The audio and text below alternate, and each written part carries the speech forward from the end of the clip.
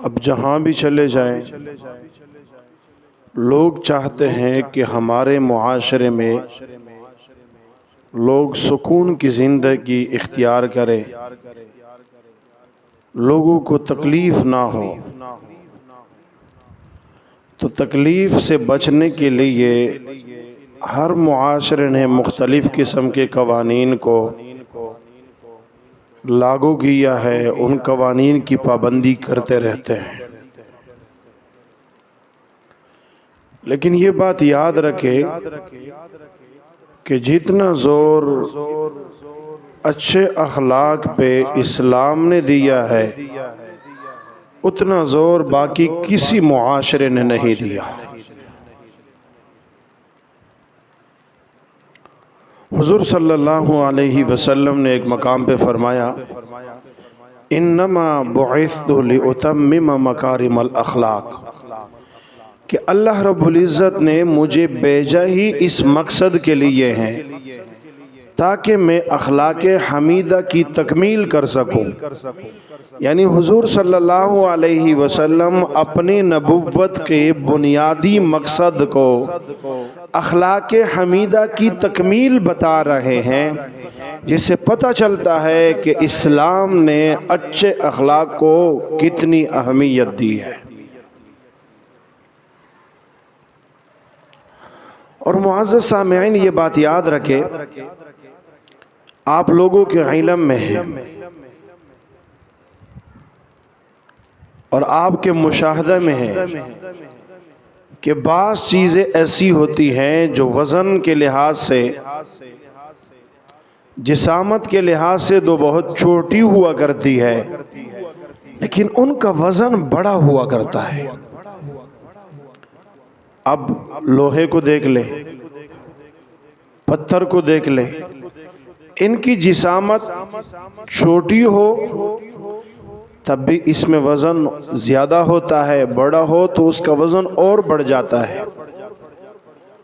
لیکن بعض چیزیں ایسی ہیں جن کی جسامت اگرچہ بڑی ہوا کرتی ہے لیکن ان کے اندر اتنا وزن نہیں ہوتا۔ اب کپاس کو دیکھ لے، 50 کلو لوہے کے مقابلے میں کپاس 50 کلو کا بہت زیادہ ہے، ان کی جسامت بہت زیادہ ہوا کرتی ہے، بڑی جگہ گھیر لیتی ہے۔ اب توڑی کو دیکھ لیں، 50 کلو کا پتھر اس کے مقابلے میں توڑی یا تو یہ 50 کلو آ جائے تو 50 کلو کی توڑی اور تو بہت بڑی جگہ گھیر لیتی ہے۔ کیوں؟ اس لیے کہ ان چیزوں کی جسامت تو بڑی ہے لیکن ان کا وزن یہ کم ہوا کرتا ہے۔ لوہا اور پتھر اگر سے جسامت کے لحاظ سے چھوٹی چیزیں وہ تب بھی ان کے وزن زیادہ ہوا کرتا ہے۔ معزز سامعین، یہ بات یاد رکھے کہ قیامت کے دن بھی ایسے ہی ماجرا ہوگا۔ بعض لوگ اپنے اعمال کے اوپر بڑے فریفتہ ہوں گے، بڑے ناز میں ہوں گے کہ میں نے تو بڑے بڑے اعمال کیے ہیں، میں تو بہت بڑا عالم ہوں، بڑا مفتی ہوں، میں بڑا پڑھ چکا ہوں، میں نے تو بڑے صدقات و عطیات دیے ہیں، میں نے تو بہت کچھ کیا ہے، میں نے تو بڑی عبادت کی ہے۔ لیکن بعض لوگ ہیں وہ لوگ جو اپنے اعمال کے اوپر فریفتہ ہوں گے کہ بڑے بڑے اعمال کیے ہیں، ان میں سے بعض لوگ ایسے بھی ہوں گے کہ جن کے اعمال کے اندر وزن نہیں ہوگا، وزن اگرچہ اعمال بہت بڑے بڑے کیے ہوں گے لیکن وزن ان کے اندر نہیں ہوگا۔ حضور صلی اللہ علیہ وسلم نے ارشاد فرمایا، معزز سامعین، اگر ہم چاہیں کہ قیامت کے دن ہمارے اعمال کے اندر وزن پڑ جائے تو اعمال کے اندر وزن ڈالنے والی چیز میرے پیارے رسول نے فرمایا، ما شیء اثقل فی میزان المؤمن، مومن کے ترازو میں جو سب سے وزن ڈالنے والی چیز ہوگی، جو سب سے زیادہ وزن ڈالنے والی چیز ہوگی وہ مومن بندے کے اچھے اخلاق ہوں گے۔ یعنی اچھے اخلاق کی وجہ سے مومن بندے کے ترازو کو بھاری کر دے گا۔ اگر ہم چاہیں کہ قیامت کے دن میرے آپ کے اعمال کے اندر وزن ڈل جائے تو اس کے لیے ہمیں اچھے اخلاق کو اپنانا ضروری ہوگا۔ آج کسی بندے کو کہہ دیں کہ تیرا ایمان کمزور ہے، تیرا ایمان کمزور ہے، وہ غصے کی وجہ سے لال پیلا پڑ جائے، اگرچہ ہمارا ایمان کامل نہیں ہے۔ ایمان کی حالت یہ ہے کہ ہمارا ایمان ہمیں گناہوں سے نہیں بچا سکتا، غیبت سے، جھوٹ فراڈ سے نہیں بچا سکتا، لوگوں کو دھوکہ دینے سے نہیں بچا سکتا، ایمان اتنا کمزور ہے۔ لیکن کوئی بندہ ہمیں کہہ دے کہ آپ کا ایمان کمزور ہے، بہت غصہ آ جاتا ہے۔ معزز سامعین، اگر ہم چاہیں کہ ہمارا ایمان کامل ہو، کامل ایمان والے مومن بن جائے، تو آئیے 1400 سال پیچھے ہمارے پیارے رسول نے ایک فرمان چھوڑا ہے۔ آپ علیہ الصلوۃ والسلام نے فرمایا ان اکمل المؤمنین ایمانا، کہ مومن بندہ ایمان کے کمال کے لحاظ سے اس وقت بنتا ہے کہ جب وہ لوگوں میں اخلاق کے لحاظ سے سب سے بہتر بن جائے۔ یعنی اگر اخلاق اچھے ہوں تو ایمان بندے کا کامل بنتا ہے۔ معزز سامعین، اگر ہم چاہیں کہ ہمارا ایمان کامل ہو جائے تو اس کے لیے ہمیں اچھے اخلاق اپنانے پڑیں گے۔ اور عزیز دوستو، آج کل بسا اوقات بعض لوگ اپنی حالتوں کی وجہ سے تنگ آ جاتے ہیں، پریشان ہوتے ہیں۔ کیا پریشانی ہے؟ بھائی زمانہ بہت خراب ہو چکا ہے، لوگ ساتھ نہیں دے رہے، لوگ دھوکے کر رہے ہیں، بہت سارے شکوے شکایات سننے کو ملتے ہیں۔ پھر جو بندہ پوچھتا ہے کہ بھئی آپ چاہتے کیا ہو، تو وہ بندہ کہتا ہے کہ میں یہ چاہتا ہوں کہ ہوتا یہ کہ میں حضور صلی اللہ علیہ وسلم کے زمانے میں پیدا ہوتا تو بہت اچھا ہوتا، آپ علیہ الصلوۃ والسلام کی زیارت کر لیتا، وہ زمانہ بھی اچھا تھا۔ ٹھیک ہے، بہت اچھا زمانہ تھا، آپ علیہ الصلوۃ والسلام کی زیارت کرنا بھی بڑی سعادت مندی والی بات ہے۔ اپنے آنکھوں سے اپنے پیارے رسول کو دیکھنا، یہ اللہ رب العزت نے جن کے حصوں میں لکھا تھا، بڑی سعادت مندی والی بات۔ اور بسا اوقات بعض لوگ دعائیں مانگتے ہیں کہ ہمیں اپنے پیارے رسول کی زیارت اگرچہ اپنے آنکھوں سے نہ کر سکے، ہمیں خواب میں نصیب ہو جائے، یہ بھی بڑی سعادت والی بات ہے۔ بعض لوگ دعائیں مانگتے ہیں کہ گنبد خضرا کی زیارت کر لے، بڑی سعادت والی بات ہے۔ جنت البقیع میں دفن ہونا سعادت مندی والی بات ہے۔ تاہم سب سے بڑی سعادت مندی والی بات یہ ہے کہ ایک وہ دن بھی آنے والا ہے جس دن انسان کے پاس اپنے سر کو چھپانے کے لیے ایک بالشت کے برابر بھی سایہ نہیں ہوگا۔ یہ سورج اس وقت ہم سے کروڑوں میل دور ہے۔ کچھ مہینے پہلے سردی تھی، اب جب پوچھتے تھے تو سائنسدان کہتے تھے کہ اصل میں سورج کا فاصلہ زمین سے دور ہو چکا ہے، جس کی وجہ سے زمین کے اوپر سردی پڑ رہی ہے۔ تو پھر ابھی کیا ہوا، یہ مہینہ اپریل کا مہینہ آیا، پھر جون مئی کا مہینہ آئے گا، جون جولائی اگست، ان مہینوں کے اندر گرمی بڑھتی جائے گی۔ اب پنکھوں سے گزارا ہو رہا ہے، کچھ مہینے کے بعد، کچھ دنوں کے بعد پنکھوں کے نیچے گزارا نہیں ہوگا، لوگ ایئر کولر لگائیں گے۔ ایئر کولر کے سامنے بھی گزارا نہیں، کیا اے سی لگا دیے۔ کیا مسئلہ ہے؟ مسئلہ یہ ہے کہ سورج زمین کے قریب آ چکا ہے، جس کی وجہ سے گرمی برداشت نہیں ہو رہی۔ کتنا قریب آ چکا ہے؟ 1 لاکھ میل نہیں، 2 لاکھ میل نہیں، 3 لاکھ میل نہیں، ابھی تو کروڑوں میل دور ہیں۔ کروڑوں میل دور ہونے کے باوجود ہم سورج کی گرمی کو زمین کے اوپر سائے کے نیچے، پنکھوں کے نیچے برداشت نہیں کر پاتے۔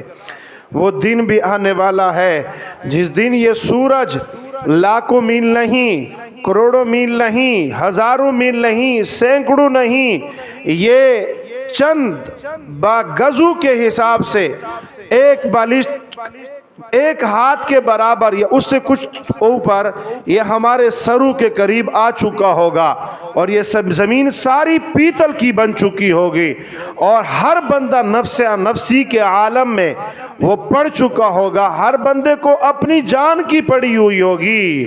اس دن ہم کیا کریں گے معزز سامعین؟ اگر ہم چاہیں کہ اس سختی والے عالم سے، اس سخت دن کے گرمی سے ہم بچ جائے، تو آئیے ہم اپنے پیارے رسول سے پوچھتے ہیں۔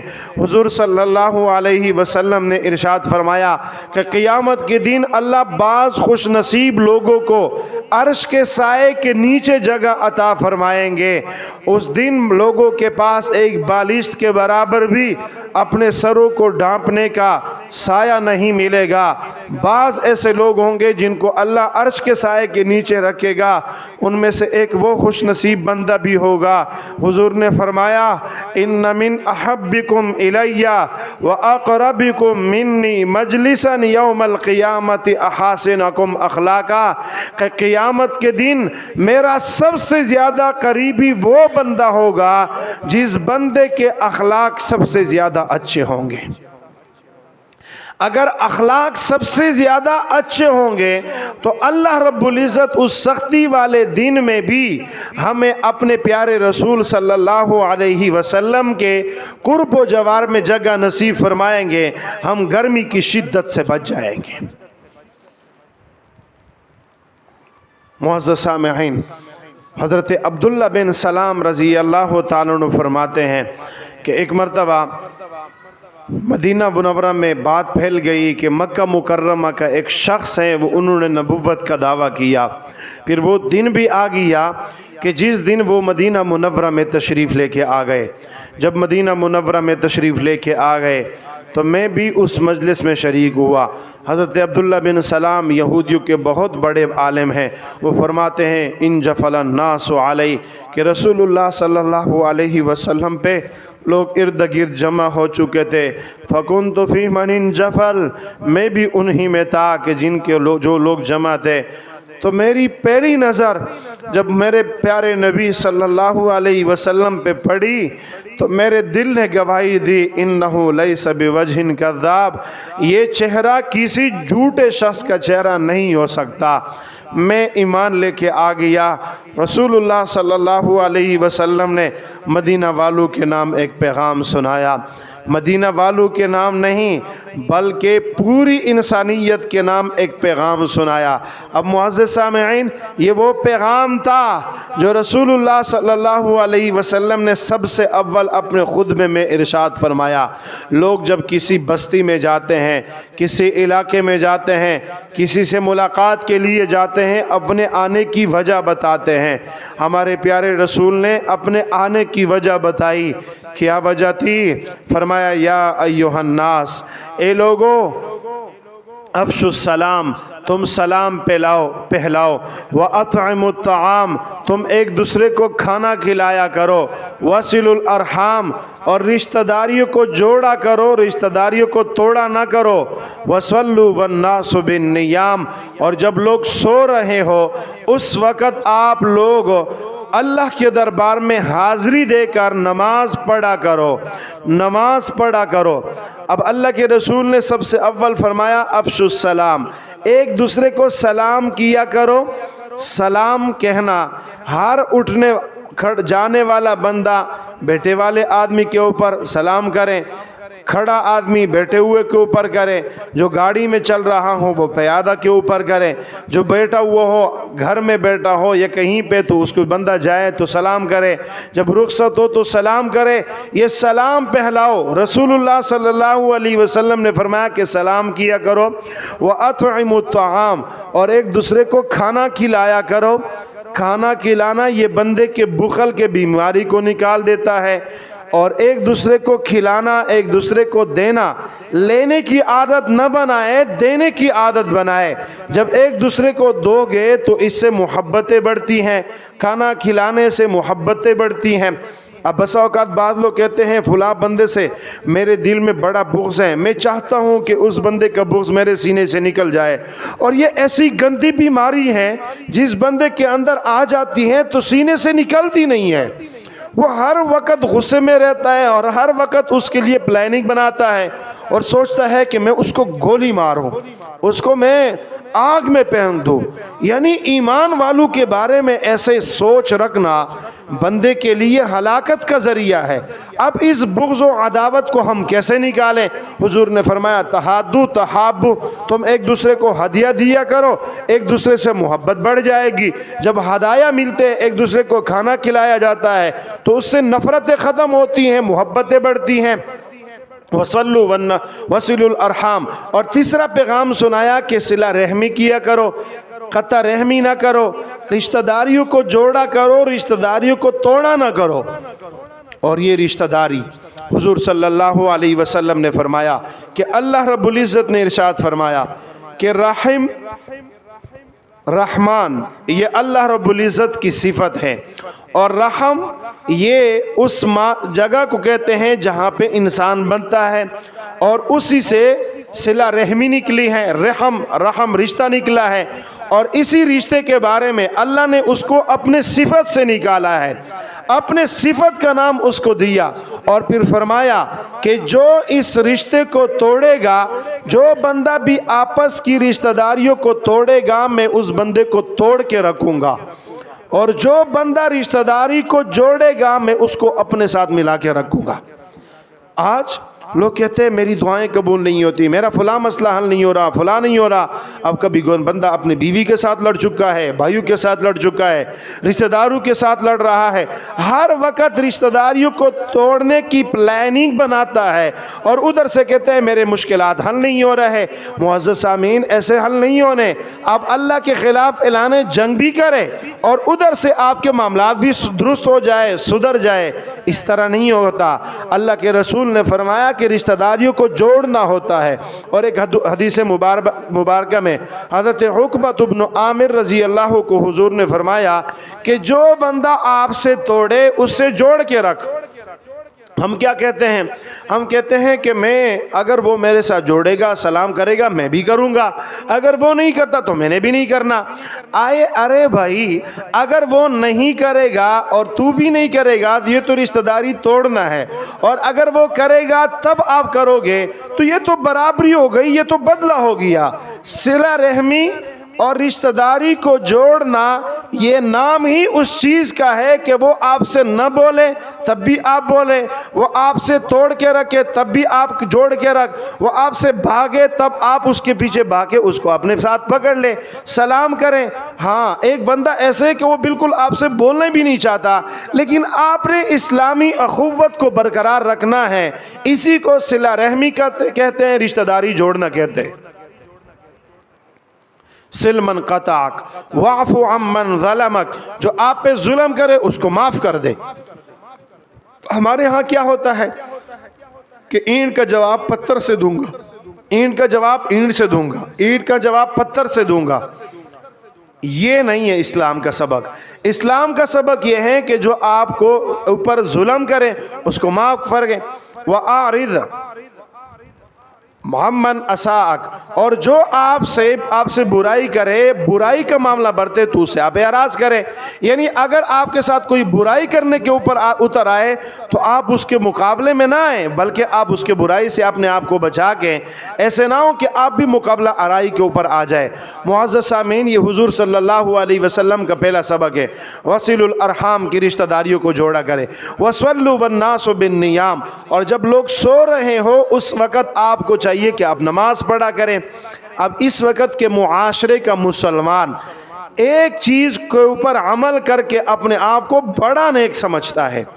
نماز پڑھ لی، تہجد پابندی ہو گئی نا، پھر بندہ کہتا ہے کہ معاشرے میں میرے سے نیک کوئی ہے ہی نہیں۔ اب نماز کی پابندی ہو گئی نا جماعت کے ساتھ، اللہ کا شکر ہے میں 5 وقت کا نمازی ہوں، بڑی بات ہے، اچھی بات ہے۔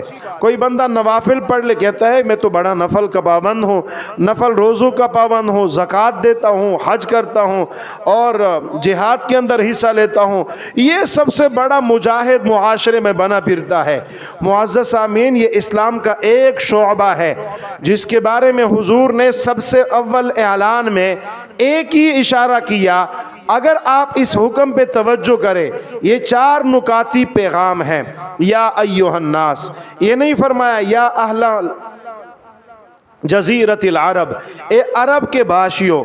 یہ بھی نہیں فرمایا کہ اے مدینہ والو یا اہل یثرب. یہ بھی نہیں فرمایا یا اہل جزیرت العرب، بلکہ اللہ کے رسول نے فرمایا یا ایھا الناس. اس وقت گجرانوالہ میں رہنے والے مسلمانوں، آپ کو بھی میرے رسول نے مخاطب کیا. کس بارے میں؟ کہ آپ بھی میرا سب سے اول پیغام جو ہے اس کو فالو کریں. یا ایھا الناس افشوا السلام، سلام پھیلاؤ. وَأَطْعِمُوا الطَّعَامَ، ایک دوسرے کو کھانا کھلایا کرو. وَصِلُوا الْأَرْحَامَ، اور رشتہ داریوں کو جوڑا کرو. وَصَلُّوا وَالنَّاسُ بِالنِّيَامِ، ان میں سے ایک کا تعلق نماز کے ساتھ، عبادات کے ساتھ ہے، اور 3 کا تعلق اخلاق حمیدہ کے ساتھ ہے. 3 کا تعلق اخلاق حمیدہ کے ساتھ ہے، جس سے میرا معاشرہ عاری ہو چکا ہے، بربادی کی طرف جا رہا ہے، اور معاشرہ اخلاق حمیدہ سے بالکل عاری ہو گیا. نہ والد کی تعظیم ہے، نہ بیٹے کا خیال ہے، نہ گھر والی کا خیال ہے، نہ رشتہ داریوں کا خیال رکھا جاتا ہے، نہ ایک دوسرے کے مسلمانی اسلامی اخوت کا خیال رکھا جاتا ہے، اور اپنے آپ کو بہت بڑے نیک مومن سمجھ رہے ہوتے ہیں. اور یہ کوئی ایسا کام نہیں ہے جس کو حاصل نہیں کیا جا سکتا. باقاعدہ حضور صلی اللہ علیہ وسلم دعائیں مانگا کرتے تھے، اے اللہ مجھے اخلاق حمیدہ کی رہنمائی عطا فرما. اب اللہ کے رسول کے بارے میں میرے رب نے فرمایا وَإِنَّكَ لَعَلَىٰ خُلُقٍ عَظِيمٍ، آپ اخلاق حمیدہ کے بلند و بالا مقام پہ فائز ہیں. یہ دعا کیوں مانگا کرتے تھے میرے پیارے رسول؟ اللہ سے اخلاق حمیدہ کی دعائیں کیوں مانگا کرتے تھے؟ یہ امت کو سبق پڑھانے کے لیے کہ امتیوں، اگر آپ بھی اپنے اخلاق کو سنوارنا چاہے تو اللہ رب العزت آپ کو اچھے اخلاق عطا فرما دے گا. معزز سامعین، اخلاق حمیدہ سے بندے کے اعمال کے اندر وزن پڑتا ہے، بندے کے اعمال کے اندر وزن پڑتا ہے. اخلاق حمیدہ کے اوپر حضور صلی اللہ علیہ وسلم نے زور دیا ہے. اللہ کے رسول کا سب سے اول پیغام یہ تھا، اللہ کے رسول کے قرب و جوار میں جگہ ملے گی قیامت کے دن، سختی والے عالم میں ہم اپنے پیارے رسول کے قریب ہوں گے. یہ ہے اخلاق حمیدہ کی فضیلت. اب آپ حضرات کہو گے کہ فضیلت تو بڑی ہیں، اخلاق حمیدہ کہتے کس سے ہیں؟ توجہ کرنا معزز سامعین، اخلاق حمیدہ یہ ہیں کہ قیامت کے دن اگر کچھ جملوں کے اندر، ایک جملے کے اندر میں ساری بات کو سمیٹ دوں تو اخلاق حمیدہ یہ ہے کہ قیامت کے دن کوئی بھی بندہ یا بندی میرے آپ کے گریبان میں یہ ہاتھ نہ ڈالے کہ اے اللہ یہ وہ مسلمان ہے جس نے اپنے زبان، اپنے ہاتھ، اپنے اعمال سے مجھے تکلیف پہنچائی. اسی کو اخلاق حمیدہ کہتے ہیں. اور اگر اس کو ذرا کھولیں کہ اخلاق حمیدہ کہتے کسے ہیں، صحیح بخاری مسلم کی روایت حضور صلی اللہ علیہ وسلم نے ارشاد فرمایا المسلم من سلم المسلمون من لسانہ و یدہ، کہ تم میں سے مسلمان بندہ وہ ہیں کہ جس کے زبان اور ہاتھ سے دوسرے مسلمان محفوظ ہوں. محدثین باغے کہ کیا جس بندے کے ہاتھ اور زبان سے دوسرے مسلمان محفوظ نہ ہو یہ بندہ مسلمان بھی نہیں ہے. حالانکہ حدیث مبارکہ ہے من قال لا الہ الا اللہ دخل الجنہ، جو بندہ لا الہ الا اللہ پڑھ لیتا ہے جنت میں داخل ہوگا.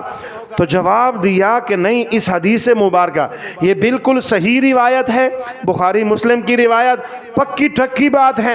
اللہ کے رسول نے جو بات ارشاد فرمائی ویسی کی ویسی ہے کہ جس بندے کے زبان اور ہاتھ سے دوسرے مسلمان محفوظ نہ ہو، اللہ کے رسول کے فرمان کا مقصد یہ بنتا ہے کہ وہ مسلمان ہی نہیں ہے.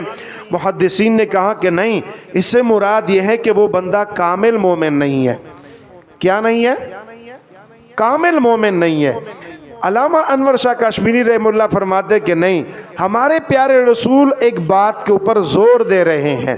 وہ اگر یہ تشریح کرتے ہیں تو اس تشریح سے اس حدیث کا جو مطلب اور مقصد ہے وہ ٹوٹ جاتا ہے، بلکہ اس حدیث مبارکہ کا مطلب اللہ علامہ انور شاہ کشمیری رحمہ اللہ تعالی رحمت واسعہ ان کی قبر پر لاکھوں کروڑوں کرب و رحمت نازل فرمائے، بڑی عجیب تشریف فرمائی۔ فرماتے ہیں کہ ہمارے معاشرے میں ایک بندے کے پاس مال ہو، اس وقت کی اگر میں بات کروں کہ کسی بندے کے پاس ہزاروں پیسے ہو، لاکھوں ہو، تو اس بندے کو کوئی مالدار نہیں کہتا، بلکہ کسی بندے کے پاس کروڑوں ہو، اربوں ہو تو اس کو لوگ مالدار کہتے ہیں۔ ایسے ہی کسی بندے کے پاس مرلو کے لحاظ سے یا کنالوں کے حساب سے زمین ہو، اس کو کوئی جاگیردار زمیندار نہیں کہتے۔ ہاں کسی کے پاس مربو کے لحاظ سے زمین ہو، اسے ہمارے معاشرے میں زمیندار کہتے ہیں۔ علامہ انور شاہ کشمیری رحمہ اللہ فرماتے ہیں کہ یہی مثال اللہ کے رسول نے ارشاد فرمائی کہ جس طرح میرا معاشرہ تھوڑے زمین والے کو زمیندار نہیں کہتے، تھوڑے پیسے والے کو مالدار نہیں کہتے، ایسے ہی کسی مسلمان کے زبان اور ہاتھ سے دوسرے مسلمانوں کو تکلیف پہنچ رہی ہو، گزن پہنچ رہی ہو، اس بندے کا ایمان اتنا ناقص ہے کہ اس بندے کو مسلمان بھی نہ کہا جائے۔ زبان سے، ہاتھ سے دوسرے مسلمانوں کو تکلیف پہنچائے اور خیال کریں کہ مجھے اللہ کے رسول کی سفارش ملے گی، اور یہ سوچ ہو کہ مجھے جنت نصیب ہوگی۔ ای خیال استو محال استو جنو، یہ میری آپ کی خوش فہمی تو ہو سکتی ہے، شریعت مطہرہ کا پڑھایا ہوا سبق یہ نہیں ہے۔ معزز سامعین، ہم مسلمانوں کے تکلیف کا ذریعہ بنتے ہیں، مسلمانوں کا تو بنتے ہی ہیں، ہم اپنے اعز و اقارب کے لیے وبال جان بنے ہوئے ہیں، اعز و اقارب کے لیے تو وبال جان بنے ہی ہوئے ہیں۔ ہم سے اپنے بھائی محفوظ نہیں ہے، ہم سے اپنے بھائی تو محفوظ نہیں تھے، اپنے ابو اپنے امی کے سامنے آنکھیں دکھانا شروع کر دیتے ہیں۔ ہماری ماں ہم سے محفوظ نہیں ہے، ہمارے گھر والی آپ ہم سے محفوظ نہیں ہے، بچے محفوظ نہیں ہیں۔ اور جو بندہ مسلمانوں کو تکلیف پہنچائے، قرآن عظیم الشان اس بات پہ گواہ ہے، ان الذین فتنوا المؤمنین والمؤمنات ثم لم يتوبوا فلہم عذاب جہنم ولہم عذاب الحریق۔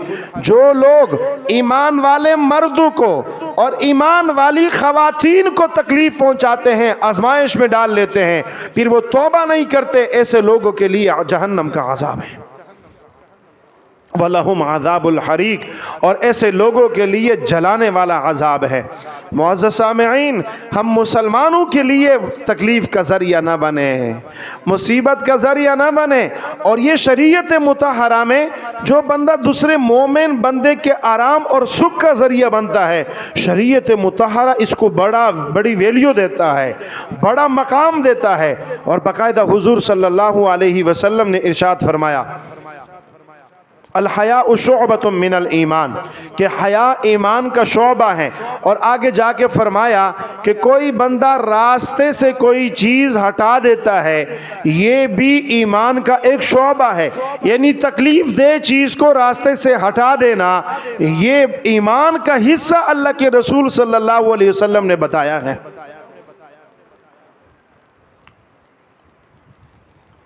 صحیح بخاری شریف کی روایت ہے کہ بنی اسرائیل کے اندر ایک خاتون تھی، اس نے ایک بلی کو پکڑا، بلی نے کچھ نقصان پہنچایا تھا، اب بلی کو پکڑ لیا، پکڑنے کے بعد اس کو پکڑے رکھا اور اس کو باندھ دیا تھا، نہ کچھ کھانے کو دیا نہ پینے کو دیا، اور یہ ویسی خاتون نہیں تھی، یہ عابدہ تھی، زاہدہ تھی، متقیہ خاتون تھی، اللہ کے ہاں بہت مقربین خواتین میں شامل تھی، نیک خاتون تھی۔ اس نے ایک حقیر مخلوق، بلی جیسی مخلوق کو پکڑا اور اس کو باندھ کے رکھا، اس کو بھوکا پیاسا رکھا، بھوک پیاس کی وجہ سے وہ بلی مر گئی۔ جب یہ خاتون جو نیک متقیہ پرہیزگارہ خاتون تھی، جب اس کا وصال ہوا، اللہ رب العزت نے اس خاتون کے لیے جہنم کا فیصلہ سنا دیا۔ ایک حقیر مخلوق کو تکلیف پہنچانے پہ، ایک حقیر مخلوق کو جو ہماری نظروں میں کوئی وقعت نہیں رکھتی، اس کو تکلیف پہنچا کر اللہ رب العزت جہنم کا فیصلہ سنا دیتا ہے۔ اور اگر ہم مسلمانوں کو تکلیف پہنچائیں، ایمان والوں کو تکلیف پہنچائیں، اللہ کے رسول کو ماننے والے، قرآن پڑھنے والے، احادیث مبارکہ کو پڑھنے والے، نماز پڑھنے والے، روزہ رکھنے والے مسلمانوں کو تکلیف پہنچائیں اور ہم کہیں کہ ہم تو جنتی ہیں، یہ اللہ کے رسول کا پڑھایا ہوا سبق نہیں ہے۔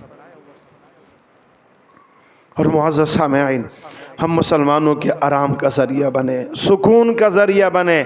اگر ہم کسی کو نفع نہیں پہنچا سکتے، ہم کسی کو فائدہ نہیں پہنچا سکتے، تو کم از کم یہ تو کر سکتے ہیں کہ ہم کسی بندے کو تکلیف نہ پہنچائیں۔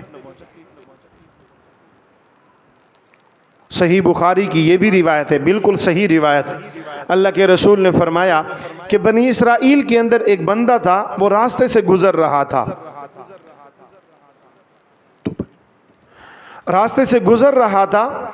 تو راستے سے گزرتے اس نے کیا کر دیا، دیکھا کہ وہاں پہ جھاڑیاں نکل چکی تھی۔ گرمی کا موسم ہوتا ہے، راستے میں درخت جو ہے نا وہ بڑھ جاتے ہیں۔ اب اس نے راستے کو بند کر دیا تھا، لوگوں کے لیے گزرنا دشوار تھا۔ اب یہ نیک نہیں تھا، متقی نہیں تھا، نمازی پرہیزگاری بندہ نہیں تھا۔ اس بندے نے سوچا کیوں نہ میں انسانوں کے لیے سکھ کا ذریعہ بن جاؤں۔ وہ گھر میں چلا گیا، گھر سے کوئی دار چیز اٹھائی اور اس نے سارے راستے کو صاف کر دیا۔ جب سارے راستے کو صاف کر دیا، یہ گناہگار بندہ تھا، کوئی نیک نہیں تھا، کوئی نمازی نہیں تھا، گناہگار بندہ تھا۔ اللہ رب العزت کو یہ عمل اتنا پسند آیا کہ اچھا یہ میرا بندہ میرے بندوں کے لیے سکون اور آرام کا ذریعہ بن رہا ہے اور یہ لوگوں کو سکون پہنچا رہا ہے۔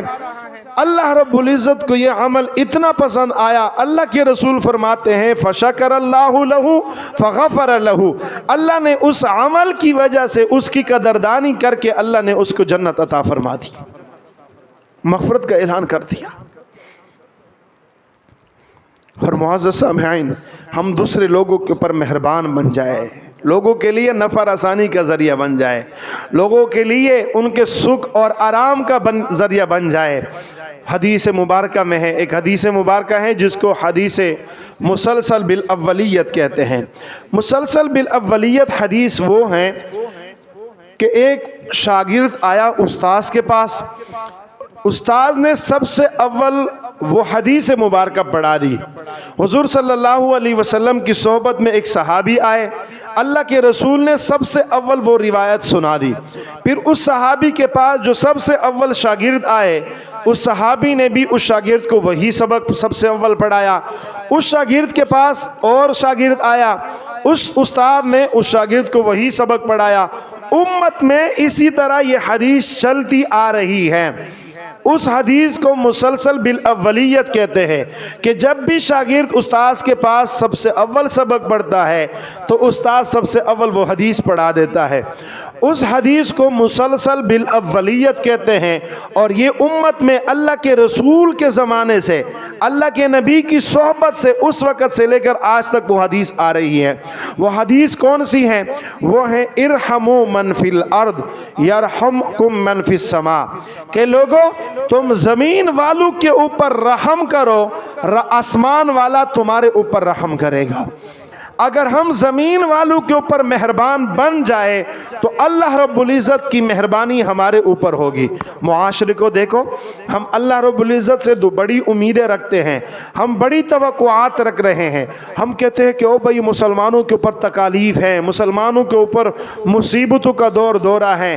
معزز سامعین، میں اوروں کی بات نہیں کرتا، میں اپنے معاشرے کی بات کرتا ہوں۔ میرے معاشرے کے اوپر اگر رحمتوں کا نزول نہیں ہو رہا، اگر بے موسمہ بارشیں آ رہی ہیں، آندھیاں آ رہی ہیں، زلزلے آ رہے ہیں، تو اس کے پیچھے اور کوئی وجہ نہیں ہو سکتی، صرف ہمارے کرتوت ہی ہو سکتے ہیں۔ ہم گلہ شکوہ کرتے ہیں حکمرانوں سے، اور حکمرانوں نے یہ کر دیا، وہ کر دیا۔ ہم کہتے ہیں کہ یہ فلاں جو ادارے والے ہیں انہوں نے یہ کر دیا۔ میں اور کیا کہوں، آپ ایک ریڑھی والے کے پاس چلے جائے، اب ایک ریڑھی والے کو دیکھ لے کہ وہ کتنا ظلم کر رہا ہے۔ ایک شربت بیچنے والے کے پاس چلے جائے کہ کوٹا مال غلط طریقے کے اوپر کتنا مال سپلائی کرتا ہے۔ ایک فیکٹری کے پاس چلے جائے، آپ اوپر لیول پہ چلتے جائے، سارے مسلمانوں کی حالت ناگفتبے ہو چکی ہے۔ اس وقت اگر ہمارے معاشرے کو پکڑا جا رہا ہے، اللہ کی طرف سے رحمتوں کا نزول نہیں ہو رہا، تو ان کے پیچھے بنیادی وجہ یہی ہے کہ ہمارے اندر مسلمانوں کے لیے رحم کا مادہ ختم ہو چکا ہے۔ تو معزز سامعین، گزارش یہ ہے کہ ہمیں چاہیے کہ ہم لوگوں کے لیے نفع رسانی کا ذریعہ بنیں، ہم لوگوں کے لیے سکھ کا ذریعہ بنیں، ہم لوگوں کے لیے آرام کا ذریعہ بنیں، لوگوں کو نقصان پہنچانے والے نہ بنیں، لوگوں کے لیے ان کے آرام کی زندگی کو برباد کرنے کا ذریعہ نہ بنیں۔ جہاں تک ہو سکتا ہے ہم لوگوں کو نفع پہنچائے۔ اگر آپ لوگوں کو نفع پہنچائیں گے تو اللہ آپ کے اوپر رحمتوں کا نزول فرمائے گا، اللہ رب العزت آپ کے اوپر اپنی خصوصی رحمت متوجہ فرمائے گا۔ اور اگر آپ نہیں کریں گے تو پھر ایسے ہی ہوگا۔ حضور صلی اللہ علیہ وسلم نے ارشاد فرمایا کہ آپ کو چاہیے کہ آپ لوگوں کو، حدیث مبارکہ کا مفہوم ہے کہ لوگوں کو نفع پہنچائے، اگر نفع نہیں پہنچا سکتے تو کم از کم لوگوں کو تکلیف بھی نہ پہنچائے۔ ہم سے یہ تو ہو سکتا ہے کہ کم از کم آپ اپنے ہاتھوں کو روک لے کہ اگر ہم نفع نہیں پہنچا سکتے تو ہم نے نقصان بھی نہیں پہنچانا۔ اگر ہم سدھر گئے، جو سننے والے سدھر جاتے ہیں، تو انشاءاللہ آگے بھی لوگ سدھرے ہوئے ملیں گے۔ اگر ہم خود نہیں سدھریں گے تو آگے ملنے والے بھی سدھرے ہوئے نہیں ملیں گے۔ معزز سامعین، ہمیں چاہیے کہ ہم اپنے اخلاق کو درست کریں۔ معاشرہ اخلاق سے عاری ہو چکا ہے، اخلاق برباد ہو چکے ہیں۔ اگر ہم اپنے اخلاق کو سدھارنا چاہے، اب ہر مسلمان کی تمنا ہوتی ہے، آرزو ہوتی ہے کہ ہم تو نیک بننا چاہتے ہیں، ہم ان برے عملوں سے بچنا تو چاہتے ہیں، لیکن ہم بچ نہیں پاتے، تو کیا کریں؟ تو اس کا آسان طریقہ یہ ہے کہ ہمیں چاہیے کہ ہم اللہ والوں کے ساتھ جڑ جائیں، نیک لوگوں کے ساتھ تعلق جوڑ لے، اپنے احوال بتایا کرے، اپنی حالت بتایا کرے کہ میں بننا چاہتا ہوں لیکن بن نہیں سکتا۔ پھر اللہ والے جس طرح جسمانی بیماریوں کے ڈاکٹر ہیں، ایسے ہی اللہ والے روحانی بیماریوں کے ڈاکٹر ہیں، پھر یہ رہنمائی کرتے ہیں۔ پھر تھوڑی مدت میں اللہ رب العزت بندے کو اچھے اخلاق سے سنوار دیتا ہے۔ اللہ سے دعا ہے کہ اللہ ہمارے معاشرے کو اخلاق حمیدہ کے اوپر چلنے کی توفیق عطا فرما دے۔ وآخر دعوانا ان الحمد للہ رب العالمین۔